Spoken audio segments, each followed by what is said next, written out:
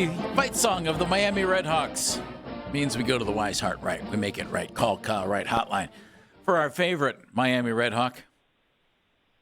You see him on the NFL Network. You see him hosting BattleBots. You see him on John Boy Media with Dugout Discussions of Baseball Today. He's our West Coast correspondent. He's Mr. Chris Rose. Hello, Chris. Hello, how are you? Hello. We are fine. Thank you very much. We appreciate it. How are you? Good, thanks. Good. Despite the fact that your top three hitters are out of your Cleveland Guardian lineup and they're, 2-6 without him? Oh, Chris, please help. Yeah, I can't. I mean, it's a crappy lineup with them, so it's going to be miserable. I mean, it's if you rank we talked about it last week. There's 30 teams playing Major League Baseball today. The lineup that the Guardians will trot out there tonight will probably be 29 or 30. And that's just, the problem is it's a very, very thin margin of error. They can't make mistakes, and they have made mistakes. Like, people talk about, guards ball. Well, when you talk about guards ball, it also means you better be the smarter team on the field. And they haven't been. They haven't done little things well. Their third base coach has not coached very well over there at times. They haven't run the bases exceptionally well. When you are down a future Hall of Famer and two other guys that can help you in your lineup, you better make sure you've got all that buttoned up, and they don't.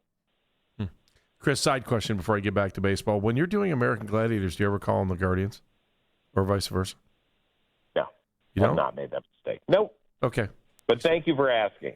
I didn't want to put that in your head. I was like, should I ask him to put it in your head? I would get... It's nice of Andy, isn't it, Chris? Well, no, I'm just saying, Chris. Well, I mean, that's a tough... you got to be good. That's why Chris is good. He doesn't make those kind of mistakes. Well, even if so, it gets edited out. I don't know if you know this, but that was not a live show. No, I know. But I'm just saying, that might have been a take that never made the air. No. It was never American Guardians. And I never called Stuart Fairchild as one of the Gladiators. How about Khalil Wilson? How about Khalil? He could get in there. Maybe. How does this play out then for your Guardians, my friend? Do you expect them to make a move? Do you expect them? I mean, I'm watching a kid pitch as off last night who probably should be in contention for Rookie of the Year. But how does this thing play out just to weather the storm until you get a couple of these bats back? Well, look, the White Sox have been probably the best story in baseball. I think it's they're one, and I think probably the Cardinals are number two in terms of teams that weren't expected to do diddly-poo, as Jim Mora once said, and they've played exceptionally well. The White Sox are an entirely different team at home. I mean, I think they've won 22 of their last 26 or some ungodly number there. But I also don't think they're good enough to run and hide from the rest of this division. So, if the Guardians play 40 games without Jose Ramirez, you would sign up to go 20-20, right? Correct. You would sign up for that. So that's still kind of the goal. I do think that their pitching is going to be good enough to keep them in most games.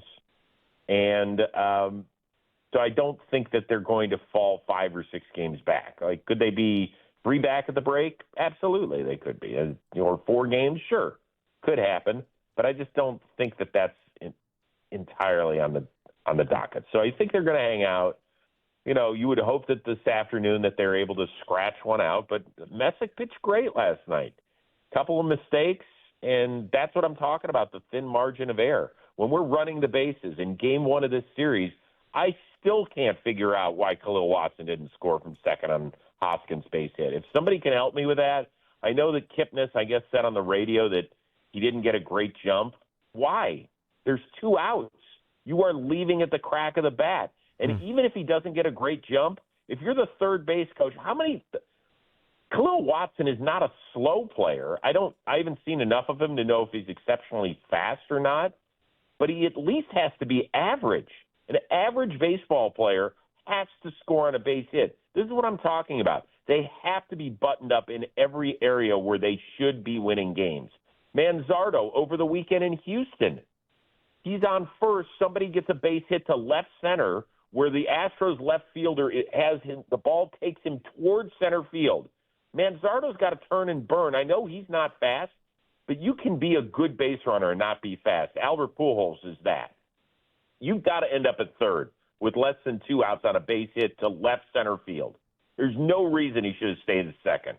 And I have no idea what's going on here, but we got to coach him up better, and we have to teach our players to have better instincts when your top 3 players in the lineup are out. Chris Rose joining us. Your impressions after a pretty good look now at Travis Bazzana. What have you thought? I dig him. Like, he's wired a little tight for 162 games, and I think that's something he's going to have to learn a little bit. I mean, I saw him screaming into his mitt, and I think people really like that. But you have to pick and choose, and you have to learn that through 162 games. This isn't a 75-game college schedule. This is 6 months where every game can't be Game 7 of the World Series. But I also think you need certain dudes who pick up that intensity. I think his knowledge of the strike zone is fantastic for a young player. I think he's got enough pop to be like a consistent 20-homer guy. He obviously runs exceptionally well. I think he's really, really good. I can't – you're not going to beat yourself up over the other guys you could have taken in that 2024 draft, because that is – go look at that class, guys. It's going to go down, I think, as one of the real good ones in history. Yeah, I watch a ton of A's baseball because I'm on the West Coast. Nick Kurtz is just an animal. He is one of the best players in baseball. And, I don't know why we didn't look at him, but we didn't. But Bazzana's, I think, a really good consolation prize that you can feel good about putting every day at second base. Cagliano's been on a pretty good run for the Royals, too, so I agree with you on that draft. I think Bazzana's defense has been better than we were kind of led to believe. Yeah, totally. He moves exceptionally well. Look, the guy's got an 823 OPS, and he missed the first month, and he's already a 1.5 WAR player. If he had been here another month, he could have been in the mid-2s by now. That makes him a close to 5 WAR player for a season. And I know some of your listeners are not huge into sabermetrics and things, but a 5 WAR player as a rookie would be damn good. Like, that would be excellent. He gives really good at bats. I'm proud of him. I think he's awesome. Let me switch gears for a second. I say to you, Brendan Sorsby, Chris Rose says, what? What do you think of this whole story? Yeah, I'll see you guys in the 2027 draft. It's interesting where the NFL draws its line on some things, right? Josh Gordon was not a model citizen, and they allowed him to get into that draft. Terrell Pryor was going to be suspended collegiately. They let him get into the supplemental draft. It's just interesting where they do their business and where they draw their lines. But there are repercussions to decisions that are made, no matter how big or small. And at the end of the day, that's what you have to live with. If you're going to make a mistake, and people will say, well, what's the big deal? He was placing $3 bets when he was 18 years old. I get it. Like, I understand. If it were my kid, I'd probably be pissed off that that's the way it was handled. But there are consequences to everything that is done after the age of 18, and in some cases even earlier than that. What would you like to see your Cleveland Cavaliers do before the start of next season? Well, damn it, I would have liked to have seen them hang on to their pick last night. You stayed up late, Chris, and you got nothing. Well, I didn't stay up late, but most people that are Cavs fans did. And, right, I even forgot that we had a pick. I'd kind of lost track of where we were in the whole Donovan Mitchell. Do we have picks? Like, why are we 29? How do we get that from San Antonio? Like, where did that happen? Because we've just been so left out of the cold draft choice-wise, it feels like. I thought he was a kid that could have helped us a little bit, like decent size, winner, good shooter, extends the floor. Like, isn't that what we're trying to do here? I mean, I watched a bunch of our guys clank shots against the Knicks. I could have gone for guys that could have maybe helped us. But we'll see. I just, heard the rumor Windy had that LeBron for Jarrett Allen. Like, okay, I'll be around when all this stuff comes to fruition. I'm not going to sit here and go gaga over it all. I can't blame Can you. you see that happening? Do I see it happening? Could you? Not do you. Could you see it happen? Yeah, I mean, I could. I mean, I think that the Lakers, they have tried for years to try and get a bona fide big man in here. Ayton stuff was just horrible last year. That was a joke.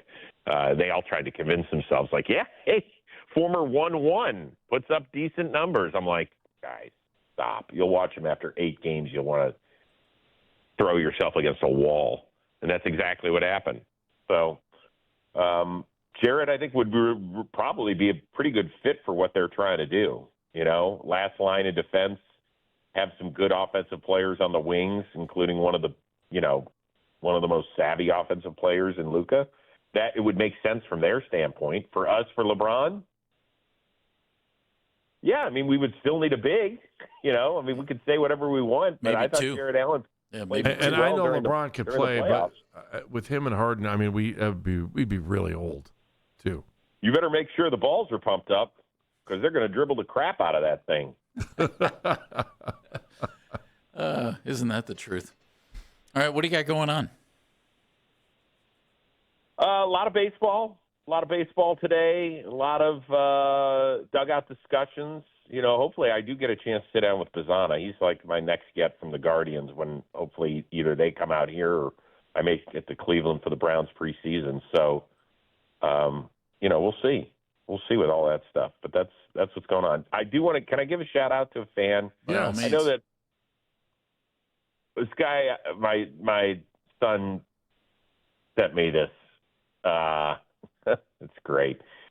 Says the Guardian. This is courtesy of John Stevens. So, John, if you're listening, good job. The Guardians have called up over 40 different players since bringing up Lindor in 2015. How many do you think have a career OPS over 700? Now, that includes guys that are no longer with us.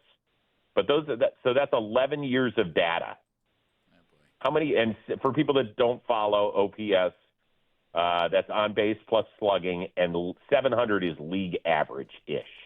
So that's league average. How about Was Jose up before how him? about 3?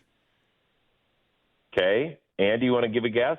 40 different players. Over 40 different players have been called up. How many have a career OPS better than average? You just told us one was Bazzana.